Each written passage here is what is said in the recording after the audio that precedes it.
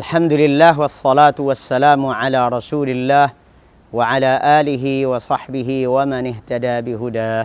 Amma ba'd. Kita masih berbicara tentang zakat, fikih zakat dari kitab Al-Fiqhul Muyassar. Pengertian zakat, infak dan sedekah secara bahasa dan kaitan antar istilah-istilah ini secara makna sudah kita bahas pada episode sebelumnya. Episode kali ini kita akan perkenalkan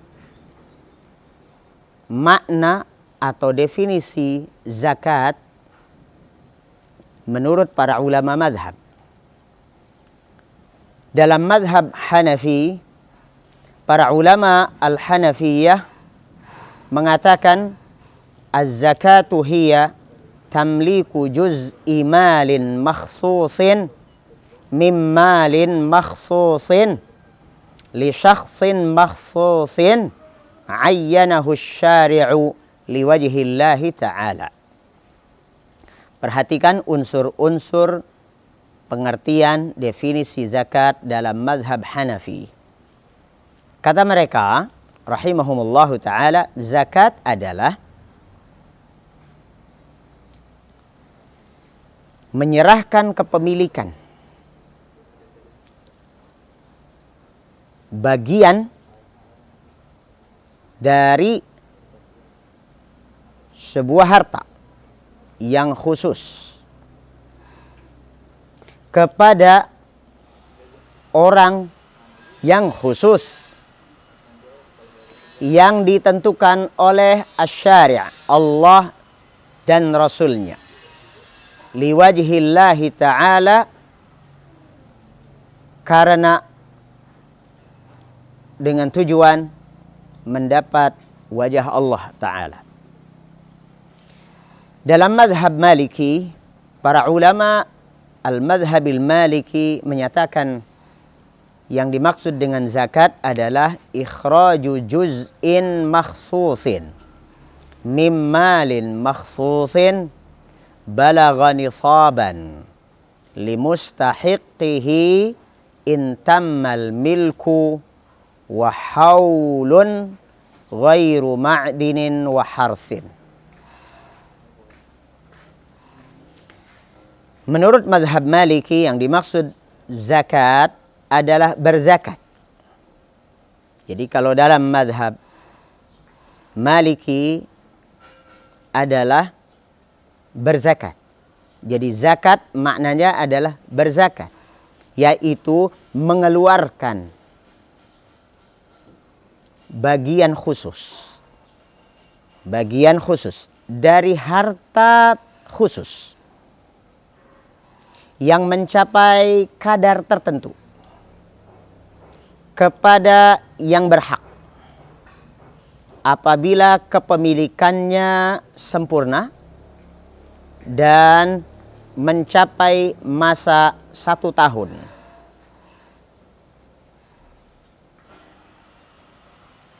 Selain barang tambang dan pertanian. Ini variabel dalam definisi ini lebih detail.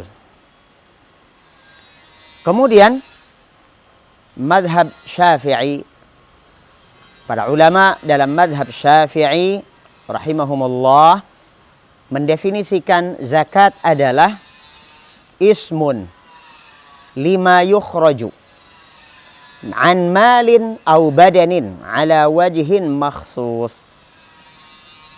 Ini definisi paling simpel dalam madhab Syafi'i. Yang dimaksud dengan zakat adalah harta. Jadi kalau tadi Maliki, Hanafi aktivitas mengeluarkannya.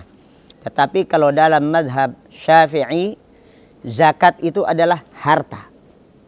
Harta yang dikeluarkan.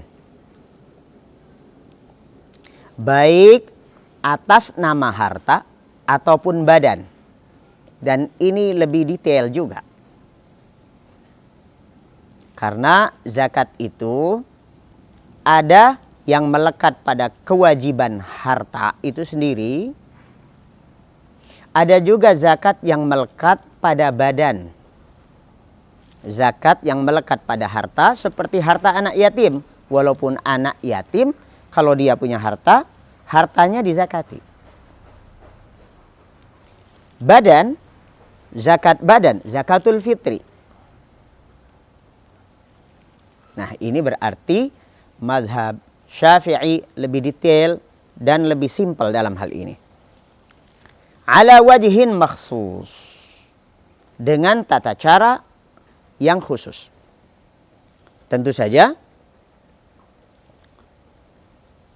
definisi seperti mazhab Syafi'i ini sangat simpel dan bisa memasukkan berbagai unsur variabel yang ada di dalam hakikat zakat.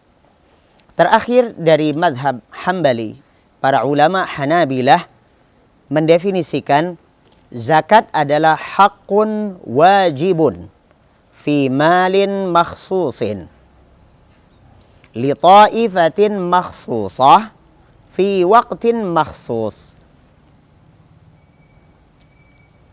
Zakat adalah hak wajib. Hak wajib. Ini menunjukkan bahwasanya zakat yang dibicarakan ini adalah zakat dalam makna khusus yang hukumnya wajib. Bukan zakat dengan makna umum yang definisinya sama dengan infak dan sedekah. Kita kembali apa kata ulama mazhab Hambali. Zakat adalah haqqun wajibun. Hak yang wajib. Terkait dengan apa? Fi malin makhsusin. Pada harta yang khusus. Li ta'ifatin makhsusah. Untuk golongan atau kelompok manusia tertentu. Tidak semua manusia berhak mendapat zakat. Fi waqtin makhsusin. Pada waktu yang khusus, waktu tertentu. Saudaraku kaum muslimin yang kami cintai karena Allah Azza wa Jal, kalau kita sebutkan satu persatu definisi ini, tentu saja masing-masing definisi ini memiliki kelebihan dan kekurangannya masing-masing. Namun sesungguhnya para ulama di dalam kitab-kitab fikih sering menyebut kalau disebut zakat konotasinya adalah yang hukumnya wajib. Sedangkan ketika mereka menyebut infak dan sedekah, konotasi maknanya adalah yang hukumnya sunnah. Maka dalam hal ini kita tidak mengambil makna secara bahasa.